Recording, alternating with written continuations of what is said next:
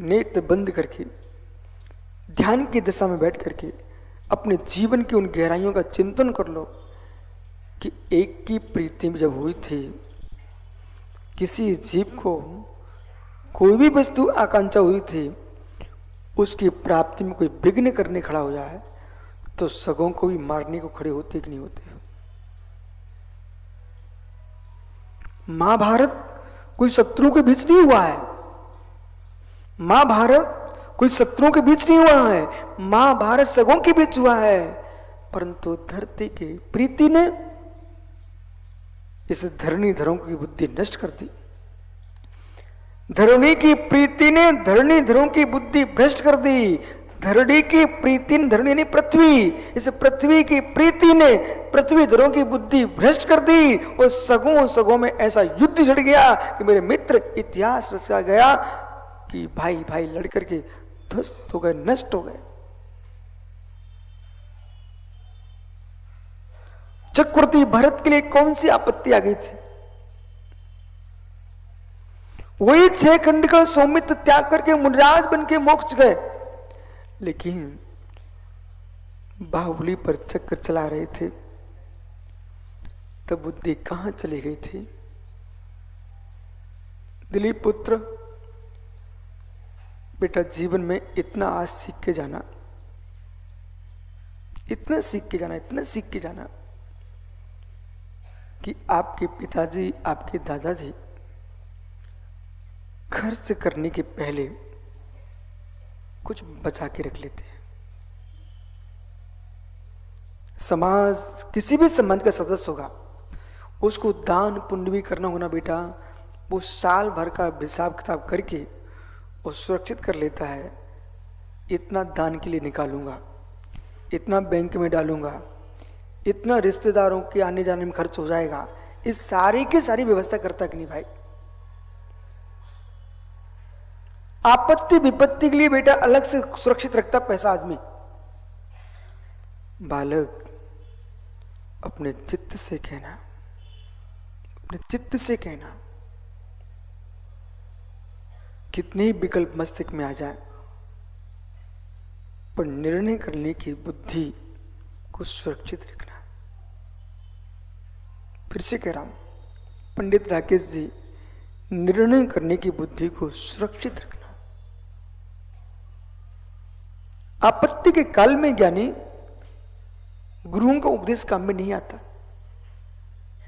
आपत्ति काल में भगवान की वाणी समझ में नहीं आती, विपत्ति काल में सगों की समझ में नहीं आती है। जब भी समझ में आएगा तो तुम्हारे भीतर जो सुरक्षित विवेक था वही गुरु वाणी सुनने को देगा, वही प्रभु वाणी सुनने को देगा, वही सगों की बात सुनने देगा। बेटा कितनी विषमता आ जाए, उद्वेलित होने का विचार मत करना। उद्वेलित शब्द का अर्थ समझते ना? उद्वेलित होने का मतलब विवेक छोड़ करके तुरंत उग्र नहीं हो जाने का। उग्रता को जन्म देती प्रीति।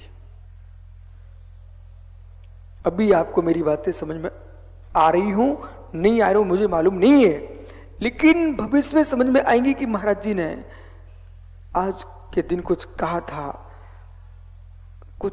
था।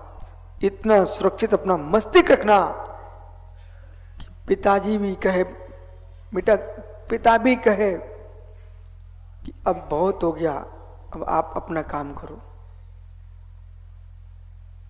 उद्वेलित नहीं होना। बोले क्या मतलब, क्यों अलग हो? नहीं, पिता के पैर छूना।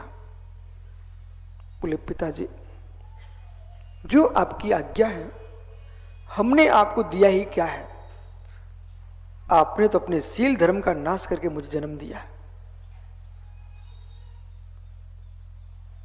और यूं की ना आपकी क्या आज्ञा वो मैं करने को तैयार हूं। बेटा विश्वास रखना, पिता आज्ञा देने के बाद भी भले आपको अलग भी कर देगा पर आपसे अलग नहीं हो सकता।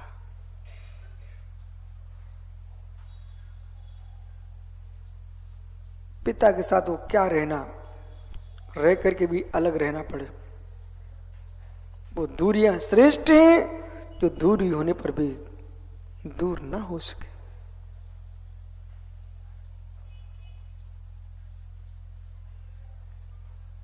क्या हो गया? उस बालक को नहीं समझा रहा हूं, आप विश्वास रखिए। नहीं दिलीप टेंशन में आ जाए। उस बच्चे को नहीं समझा रहा है, मैं प्रत्येक बच्चे को समझा रहा हूं। बेटा, संपत्ति इतनी महत्वपूर्ण नहीं है, श्री इतनी महत्वपूर्ण नहीं है, स्त्री इतनी महत्वपूर्ण नहीं है, इतनी शांति महत्वपूर्ण है। पुणे कहूं, जैसा संपत्ति महत्वपूर्ण नहीं है, श्री महत्वपूर्ण नहीं है, स्त्री महत्वपूर्ण नहीं है, हे मित्र, जितनी शांति महत्वपूर्ण है। शांति के 2 चावल के दाने खा के जी रहा है, वो स्वस्थ है। वो घर के कलेश में लड्डू चूरा भी खा रहा हो, आनंद नहीं है। पेट भरा के शरीर मोटा कर लेना ये महत्वपूर्ण नहीं है। पेट भरा के शरीर मोटा कर लेना ये महत्वपूर्ण नहीं है। खाली पेट होने पर भी शांत भावों से समाधि कर लेना ये महत्वपूर्ण है।